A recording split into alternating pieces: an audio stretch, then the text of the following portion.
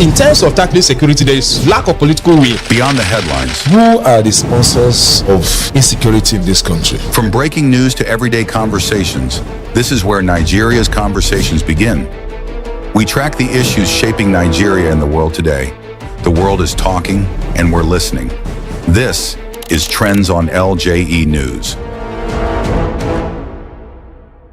Hello and welcome to another edition of Trends on LJE News, where we bring you the latest and developing stories in Nigeria and of course across the globe. My name is Omotola Adeleke. Of course, I have right here with me, Esther. Esther, how are you doing? I'm fine, thank you. All right, we also have Judith right here in the studio. Judith, hope you're good. Yes, I am. Good morning, everybody. All right, don't forget you can be a part of our growing online community by hitting that follow, like, share, and subscribe button right now on all platforms at LJE News. Let's quickly run through our headlines for this edition of Trends. ADC urges federal government to cap petrol prices amid rising cost of living. NNPCL slashes petrol price by 95 naira after Dangote Refinery gantry caught. PDP sets May 23, 2026 for presidential primaries ahead of 2027 elections. Bola accuses Al Jazeera of editing interview, demands full video release. Nigeria receives breakthrough HIV prevention drug. Complain too much, God make by you. You're not his only creation, Odumeje. Iran pulls out of FIFA World Cup after killing of Supreme Leader. And now the details. The African Democratic Congress ADC has called on the federal government of Nigeria to introduce an immediate temporary cap on petrol prices, warning that soaring fuel prices are worsening the economic burden of Nigerians. In a statement on Wednesday, the party's National Publicity Secretary Bolaji Abdullahi said persistent petrol price hikes have pushed up transportation fares, food prices, and household expenses nationwide. The party also questioned the government's plan to distribute 100,000 compressed natural gas CNG conversion kit, noting that with over 11 million vehicles in Nigeria and limited refueling stations, the initiative would benefit only a small number of motorists. Judith, you've heard that. The African Democratic Congress calling for, petrol price cap. We talked about South Korea doing something similar in their country. Hungary also did the same thing. So what are your thoughts on this? Well, I think the suggestion is a very, very good one because right now the unstable prices, like you said, is affecting a lot of things. It's affecting the cost of transportation. It's affecting the prices of goods in the markets right now. So I think it's a very, very good one to have a bit of stability in the midst of this crisis. It will really, really help Nigerians a lot. All right, Esa, if there's something that I've noticed in Nigeria is most times when commodities, transportation fares, and even rent come up, and when there's something or a factor that is supposed to pull it down comes down, it still doesn't come down. For example, transportation cost. As at last year, there was a time when petrol price went to about 1,300 naira. The prices of transportation fees increased, and it got to reduce this year to around 894 naira or so, but yet there was no reduction. Do you think capping fuel price will actually bring down the cost of commodities? Is it going to bring down the cost of transportation fees with the kind of things we've been having before now? It's left for the government to play their parts and for Nigerians to actually still play their part, because it's one thing for the government to cap the prices and it's another thing for the Nigerians to actually realize that the prices had gone down. Because as of now, even if the prices should go down, I don't think as far as Nigerians have started paying particular amount of money, I don't think the drivers or the motorists would actually realize that, we are supposed to bring this money down since the price of the fuel had already gone down. So this is now for us to actually come together as Nigerians and realize that we should also help ourselves. And while the government is trying to help us, we should try to help ourselves. Because just like you said, when the prices went up as of last year, I think even before this time around, because now the prices are going up again, I'm sure that even if the fuel should go down, it will still not go down, because the last time it went up and prices went up, when it came down, there was no reduction. So it's now left for we Nigerians to realize that when things are going up, it's okay for us to actually increase our prices, but when it goes down, It should go back down should always go back to the way it used to be. All right. The Nigerian National Petroleum Company Limited (NNPCL) has reduced the pump price of premium motor spirit petrol following a gantry price cut announced by Dangote Refinery. On Wednesday, NNPCL filling stations across Abuja lowered petrol prices to about 165 naira per litre, down from 1,260 naira sold on Tuesday, marking a 95 naira reduction. The new price has already taken effect at several outlets in Jabi, Life Camp, Use Zone 5 and Use Zone 4. Meanwhile, automotive gas oil diesel is currently selling at 1,535 naira per litre. Other marketers have also adjusted prices, with NIPCO, AP and AA Rano dispensing petrol at 1,195 naira per litre, 1,200 naira and also about 1,223 naira per litre respectively, reflecting a broader shift in the downstream market. Esther, it seems federal government usually wait for Dangote to take action before they take action. Now, this is not the first time. It has to be Dangote doing the reduction before the federal government through the NNPCL does the reduction. You know, even if Dangote comes up to also increase, you know, the federal government would also increase. So is the oil and gas sector at this point being controlled by a private business owner, Dangote? No, I wouldn't say it's being controlled by a private business owner. Just that, you know, Dangote, you already said he's a private business owner. So I think his attention is focused more on his business. But the government, they have other things they are trying to focus on. Even though they should be focusing on the price increment and the price volatility as of now, they will definitely focus on other things. But when they realize, because it's more as if it's becoming a competitive but market. why should they even focus on other things? Because we have different individuals who work in different sectors. It's not like the federal government is one person who is trying to multitask and all that. So why should they even want to say, okay, there are other things we are trying to think about. We should wait for Dangote to take action before we take action. It might not be them waiting for Dangote per se. It just happens that Dangote, maybe everybody's calling out Dangote, because I mean, he's the only working refinery we have in Nigeria. And it feels more like it's becoming competitive, like I said. So when they notice that, oh, Dangote has actually made a price reduction and people are already beginning to divert their attention from Dangote to the federal government, that Dangote is a private business owner trying to adjust that Nigerians are complaining. So what happened to our government? It then clicks that, oh, it's time for us to actually make a reduction. I think that's what's happening there. Okay, Judith.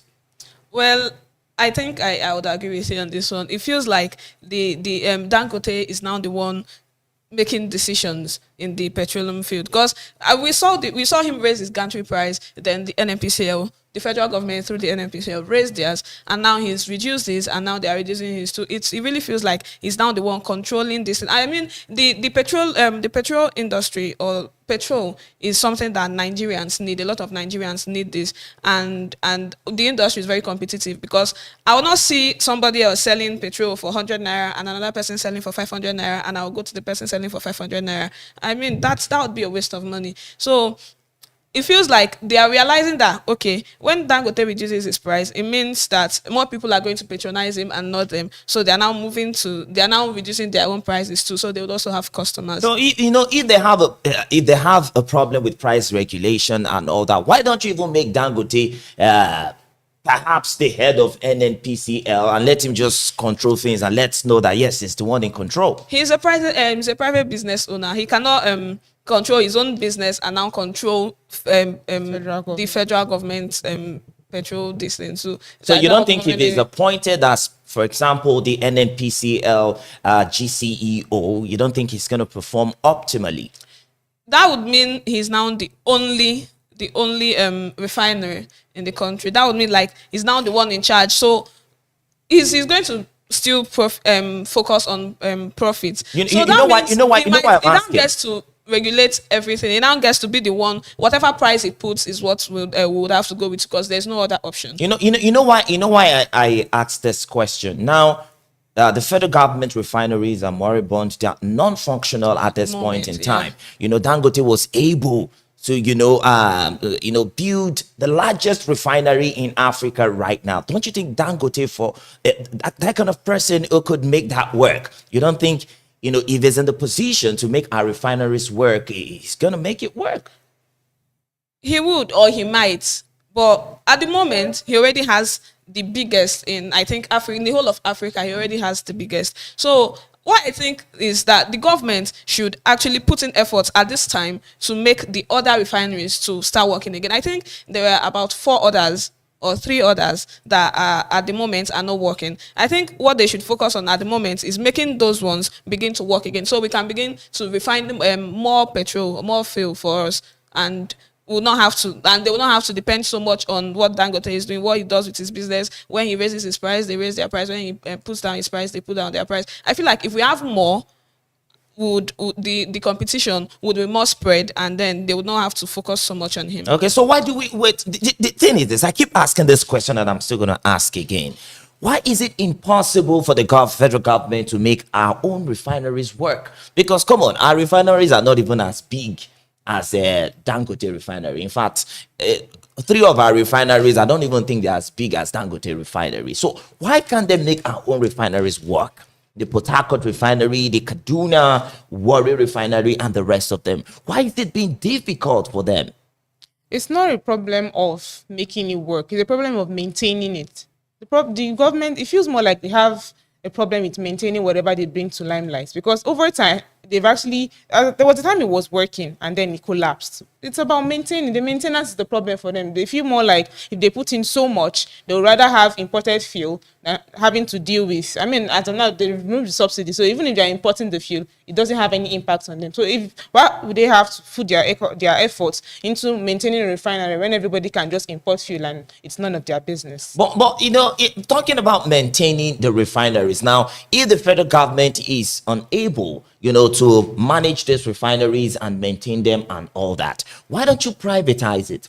Why don't you perhaps give it to a private owner like Dangote, sell it to a private owner? It might not be Dangote exactly, but someone who is a private business owner who could maintain and also make profits from it. For God knows what, there might actually be people who are interested in actually maybe buying these refineries, or when there are some people that are deeply rooted into oil and gases. But then it's mean more like the government doesn't have any refinery, Nigeria doesn't have any refinery, all the refineries are private owned, or we have to import. And I don't think that's what they want as the government. Do you think there's a way maybe some workers of the federal government are using that as a cash bank?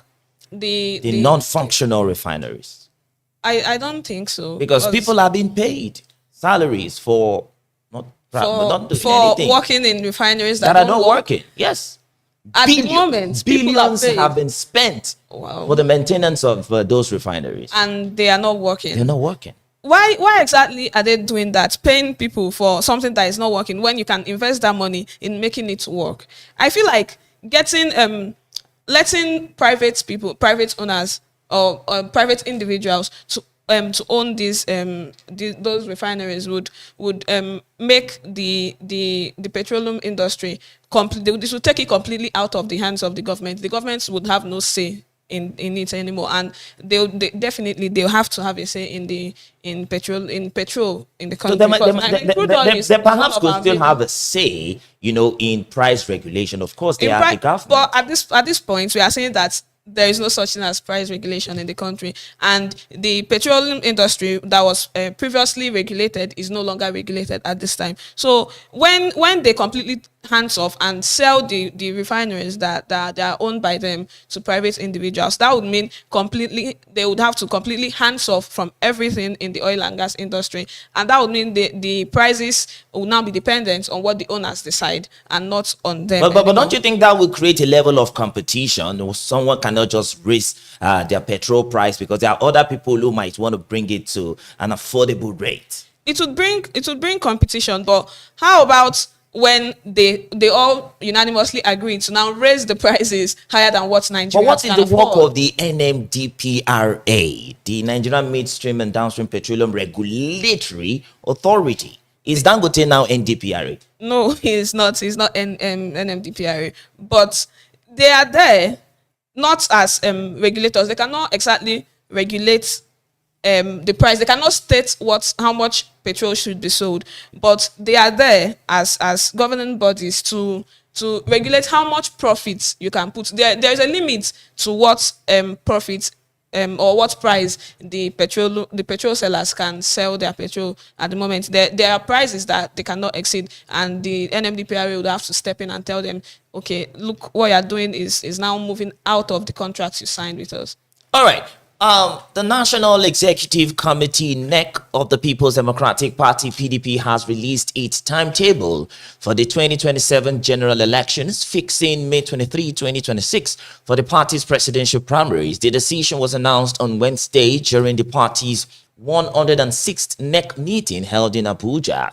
At the meeting, the leadership, aligned with the Minister of the Federal Capital Territory, Nyesom Wike, further consolidated its influence over the party's internal structures, signaling a stronghold on key decision-making processes as preparations for the 2027 elections begin. Esther, another win for Wike, because this is obviously Wike's faction preparing for the presidential election. So the primaries are coming up very soon. Very soon.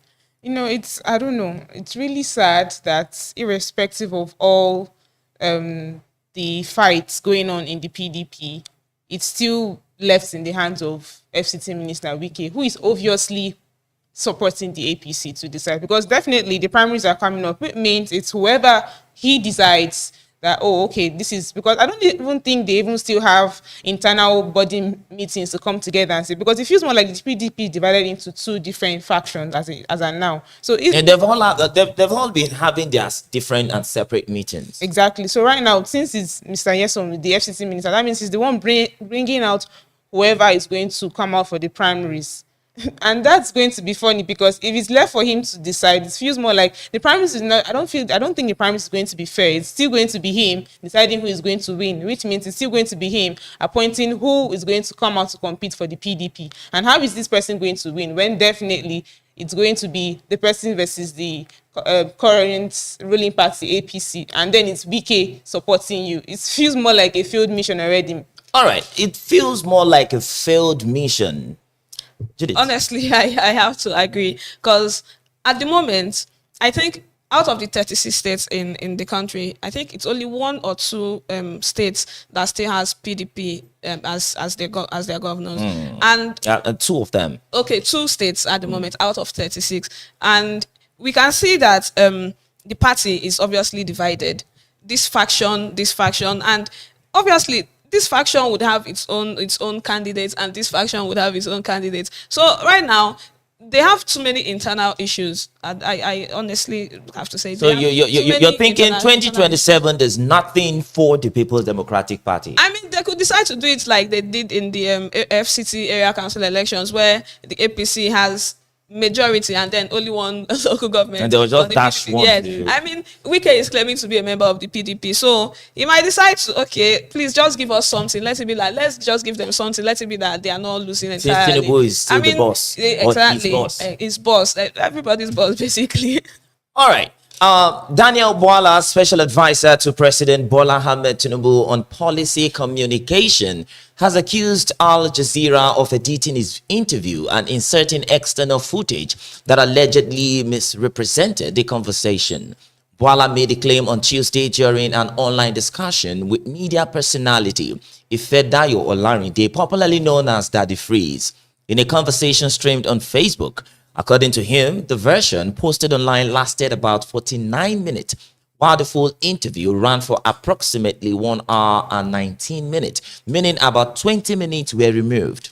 He urged the broadcaster to release the complete recording, saying the edited version was filled with misleading narratives and social media debate about what actually transpired. Let's listen to what Daniel Bwala has to say.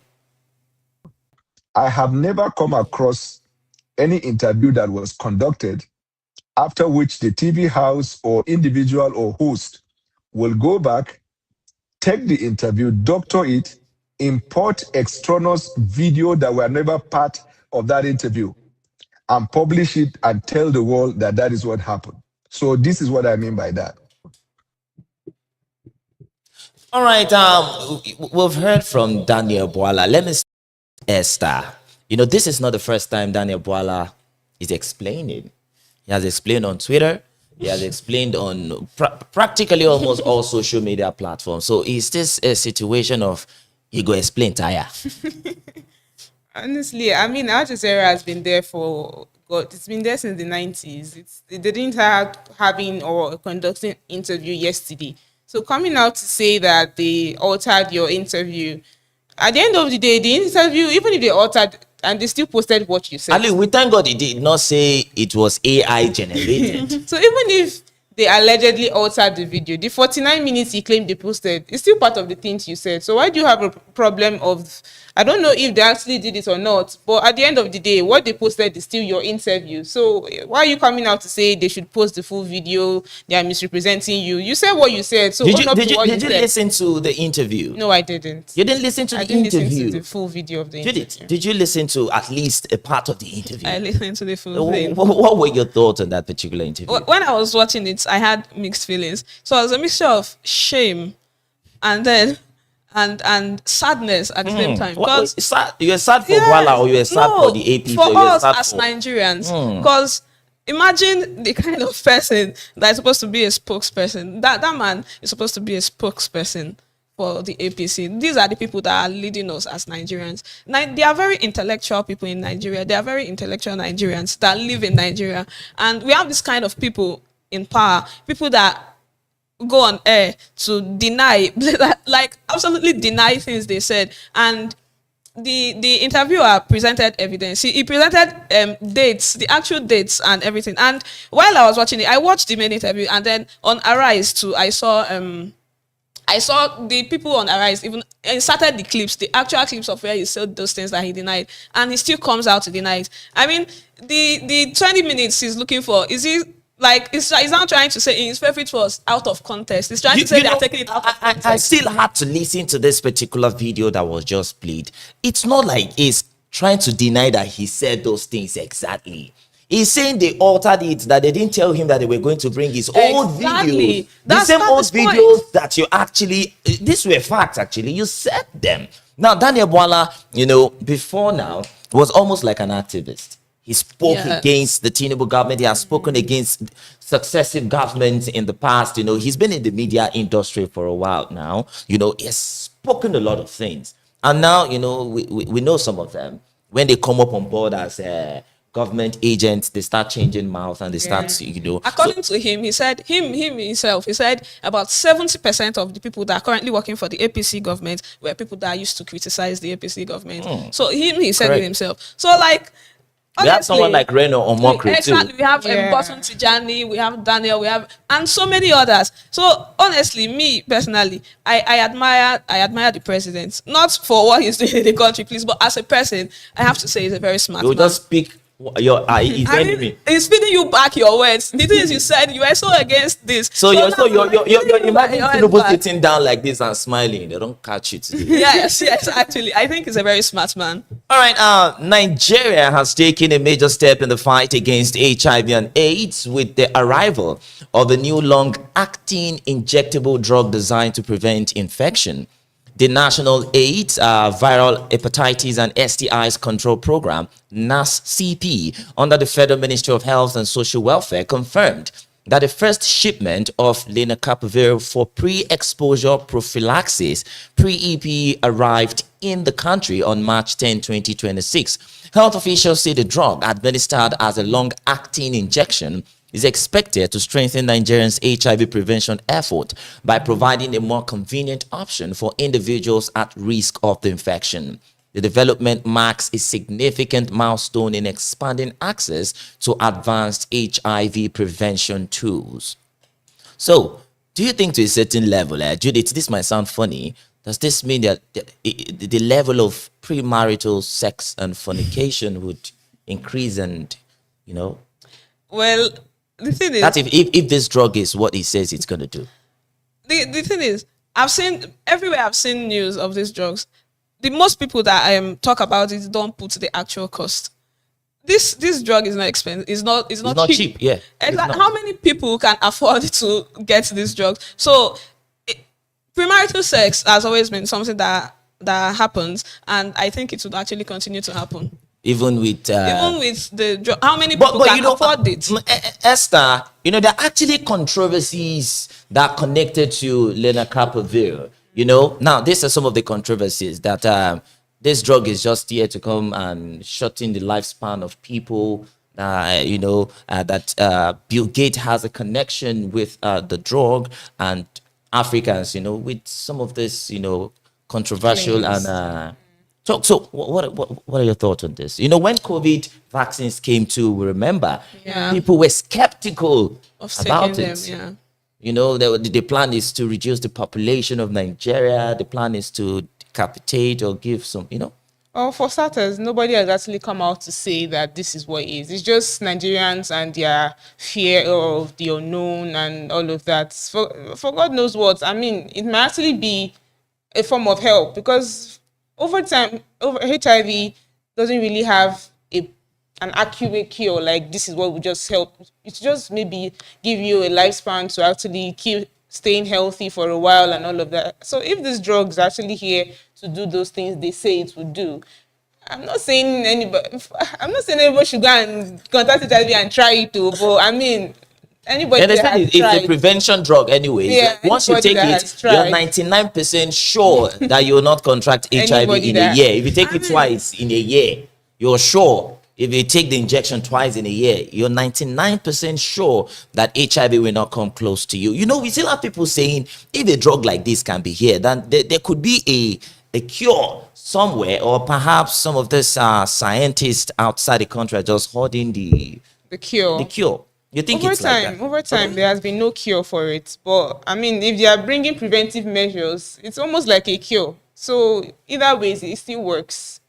You think so? I think, well, these things, scientists are always working. They are always looking for ways to improve health, public health. So I don't believe that there would be an actual cure for it and people would decide to hoard it. Because what are you keeping it for? It's not like, do you have HIV and you want to take everything at once? So I feel like, and I believe that as the years go by, scientists will continue to improve. I mean, before they didn't have a cure for certain diseases, and right now we do. And this drug that is meant to prevent, we didn't have it before, and right now we do. So I believe with future innovations, with more research being done, that maybe it would get to the point where there is an actual cure. But right now, I don't believe that there is a cure, and people are holding But it. still and talking bringing out about, this- I was still talking about the prevention drug. It seems perhaps only the rich or people who can afford it would Still survive have this access time. to it, honestly, because at the end of the day,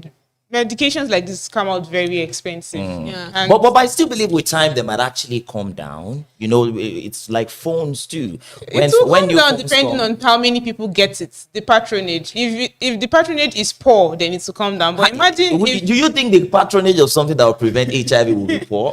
People might want to go steal for it's it not too. the only preventive Measure. Exactly. Yes. We There still are have the many usual others. PrEP and Yeah, some exactly. other ones. There are many others that are more affordable, and so I feel like If the it's Petrol way might not be that expensive, much. yeah. The Petrol But this is 99%. 99, but it's expensive. How many Nigerians can afford it? That's the question. All right. Controversial Nigerian cleric Chukwuemeka Odumeje has steered reactions online after cautioning believers about constantly complaining during prayers. The outspoken preacher made the remarks while addressing members of Mountain of Holy Ghost Intervention and Deliverance Ministry during a church service. According to Odumeje, many people spend most of their prayer time presenting problems to God without expressing gratitude for the gift of life. He warned that excessive complaint without appreciation could show a lack of recognition for the blessings people still possess despite their struggles. The cleric stressed that gratitude should accompany prayer, urging worshippers to appreciate God for life and daily mercies instead of focusing solely on their difficulties and unanswered requests. Let's listen to what Odumeje has to say. You are complaining every time you are complaining. You cannot even appreciate the life you have at all. There's a way you complain, even God will be tired to listening to you. God will kill you by himself. Because anytime God wake up in the morning, you keep on knocking. This is definitely hilarious. You are complaining every time. You are complaining. Honestly, I too really want to be there. Indaboski. It's in my bucket list to go there. I want to know if these things are real. What's going on in there? To be that impressive. Maybe they are AI generated. This guy is a clown. What do you mean? If you keep complaining, God will kill you himself. For all we know, God is a merciful God. And if you have problems, it's good to actually give him his praise and be thankful and be dedicated. But it's also okay to come to him and say, Baba, this is what I want you to do for me. So why is he? Especially when things are difficult. Exactly. Some people speak to God all the time in prayer. Some people, my best friend is God. Even if I don't tell my mom this is what's going to, why am I praying? I say, oh, this is what is happening to me. So why will he kill me for complaining to him over time that this is my problem? Please attend to me. I really want to attend the church, not because I see him as my father, as spiritual father, but because of his hilarious comments. He always gets to the internet with his comments. He always gets the internet sparking. The last time he came out to say the video should go and rest or go and come to him for, he's always funny. Everything he says, I don't even know if he gets and he has topics. This, you know, he has this very serious face whenever he's preaching. Because Should I call it preaching? He's serious. He's actually serious. He's serious. You think he's serious? I mean, he believes the things he says. Sometimes he laughs, like when he says things are funny. Even the laugh sometimes seems serious. He believes what he says. And honestly, serious. I just want to say thank God that God is no man, actually, because imagine someone like him being God. He would have killed a lot of us. Stop complaining. Because I mean, we are in a country where we have to pray for the basic things, where we have to pray for food. Sometimes we have to pray for good things that are normal in other countries, in more developed countries, are like prayer points here in this country. So it's not our fault that we keep complaining, because I mean, I could literally go to sleep and get bitten by a snake, and I'll take myself to the hospital and there's no antivenom in the hospital. Should I not complain about living in a place like this? Where, I mean, if this is to go by, because of course, let's be realistic here. Lots of Nigerians are actually very religious. Let's talk about even Christianity. A lot of Nigerians believe in God, believe in God so much that, you know, they would, at the slightest thing they would want to go to. Right, because if this is to go by, it means everybody in Nigeria would have just probably died. Actually, you know. But let's move on to the next story. Iran has announced it will not participate in this summer's FIFA World Cup, citing the killing of Supreme Leader Ayatollah Ali Khamenei during United States-Israeli attacks. Sport Minister Ahmad Dunyamali made the declaration in a televised interview, stating that the country cannot travel to the United States for the tournament under current circumstances. The World Cup is scheduled to take place across the United States, Canada, and Mexico in June and July. Doyamali said the scale of destruction in Iran and the political tensions surrounding the attack make participation impossible, stressing that the country has no conditions under which it can compete in the tournament this year. Judith, what are your thoughts on this? well, I think it's a very good decision by the Iranian government, because right now Iran and the US are at war. There is no reason for you to trust. There's no reason for them to trust themselves. The footballers or the players, the people that are going to the US can as well be stuffed with bombs that they will take to the US to go and bomb. So if that's the case, then they would have said, let them go now. Because Iranians have been very daring, you know. There is every reason to believe that when they get to the US, they could be killed for just wanting to play sports. So I think it's a very good decision to not go at this moment. Maybe after the war and when things are settled, then they can. But at this point, it would be a very unwise decision to go to the US. To send players who are just there to make their living and enjoy football. I mean, all right.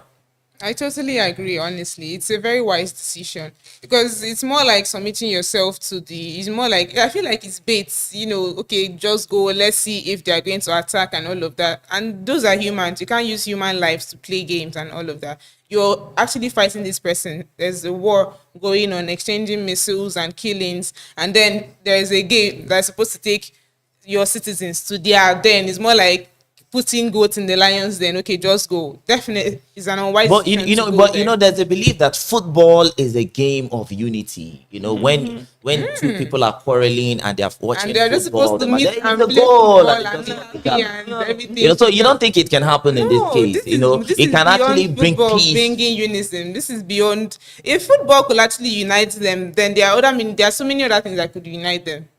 Not football. Not football. Because I've seen people, I remember during Nigerians, when Super Eagles were still Super Eagles, then Oh, you they are know, no longer Super Eagles. let me stop at that. But for today, that's where we're just going to call it a wrap. So that's it for today's edition of Trends on LJE News. Of course, many thanks to the ladies. Judith, thank you so much. Thank you. Esther, we appreciate your input. Thank you. To our viewers and listeners out there, make sure to follow, like, share, and subscribe at LJE News on all social media platforms to stay in the loop and join the conversation ahead of our next show. My name is Omotola Adeleke. See you next time. Bye for now.